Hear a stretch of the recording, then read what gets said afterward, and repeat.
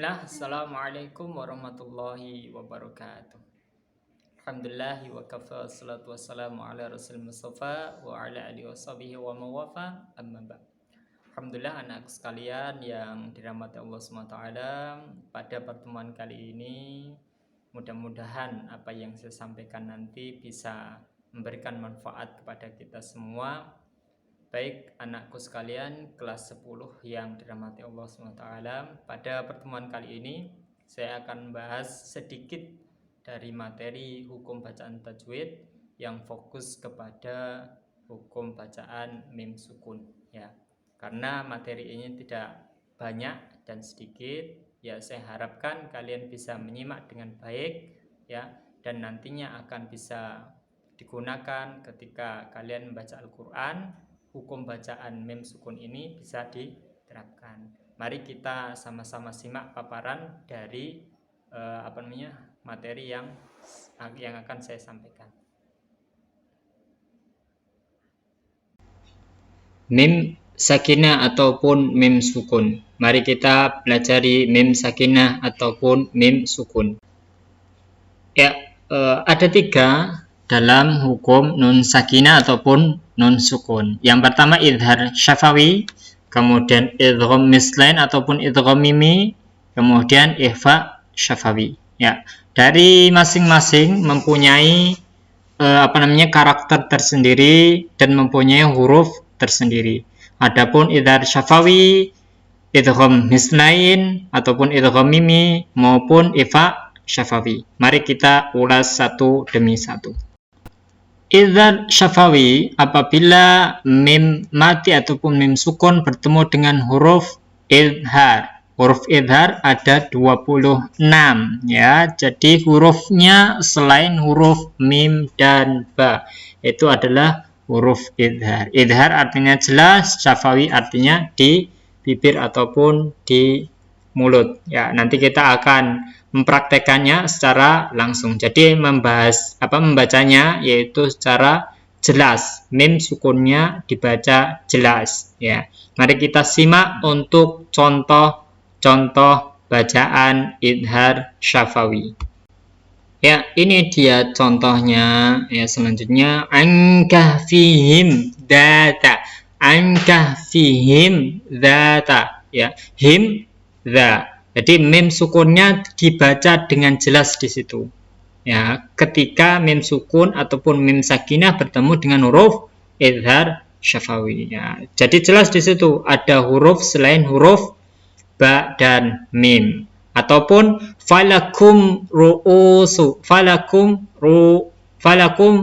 Ya, jadi mim sukun bertemu dengan huruf ro. Disitulah harus dibaca jelas, dan ini dinamakan dengan idhar syafawi. Atau ini ya, atau ini wa amtorna ya, dalam satu kalimat. Kalau tadi kan dalam 2 kalimat, kalau ini dalam 1 kalimat. Wa amtorna, ada mim sukun bertemu dengan huruf to ya, ini dinamakan idhar syafawi. Dibaca jelas ya, dibaca jelas, jangan sampai salah. Ataupun ini ya, tamkuruna ya. Di penguat lagi tamkuruna, ada mim sukun bertemu huruf kaf, maka dibaca jelas. Jelasnya di mana? Jelasnya di bibir. Tamkuruna, tamku. Inilah idhar syafawi. Ingat, dibaca jelas. Ya, kemudian yang kedua yaitu idgham mislain ataupun idgham mimi yang sering kita sebut. Ya, cara membacanya idgham mislain adalah yaitu memasukkan huruf mim yang kedua. Jadi yang pertama karena mati, kemudian yang kedua hidup.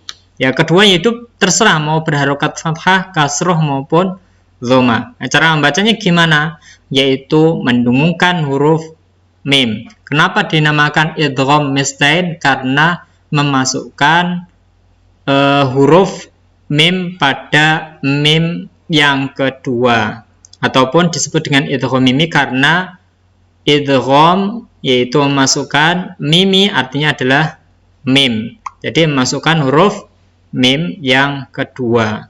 Ya, nanti contohnya kita akan berikan. Lihat itu, ya, lihat ada kalimat ataupun kata kam min fi'atin. Kam min. Ya, jadi ada mim sukun bertemu dengan huruf mim. Itu adalah idgham mislain ataupun idgham mimi. Ya, diingat-ingat. Ketika ada mim sukun bertemu dengan huruf mim, cara membacanya adalah memasukkan huruf mim yang kedua.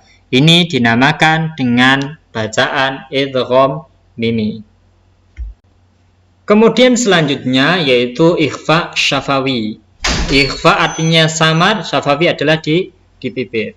Jadi menyamarkan huruf yang ada di bibir. Huruf ikhfa apa? Yaitu hanya satu, adalah hurufnya ba. Ikhfa syafawi hurufnya ba. Nah, ini adalah namanya ikhfa syafawi. Baik, untuk lebih lanjutnya, mari kita ke contohnya. Ya, di situ ada huruf ikhfa. Wa ma hum bimu'minin. Wa ma hum.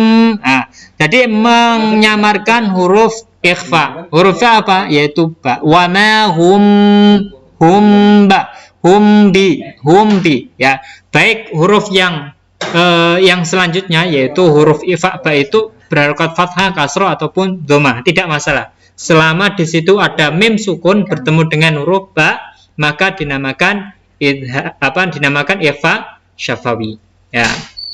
Itu contoh dari masing-masing hukum bacaan mim sukun, baik idhar, kemudian idgham mislain atau idgham mimi, dan yang terakhir tadi adalah ikhfa syafawi. Terima kasih anakku sekalian. Itulah materi hukum mim sukun yang telah saya sampaikan. Semoga itu bisa mempermudah kalian dalam mempelajari hukum bacaan mim sukun, dan tentunya yang kami harapkan adalah kalian bisa menerapkan hukum mim sukun ini ketika kalian membaca Al-Qur'anul Karim. Sekian dari saya, wa akhiru da'wan alhamdulillahi rabbil alamin. Wassalamualaikum warahmatullahi wabarakatuh.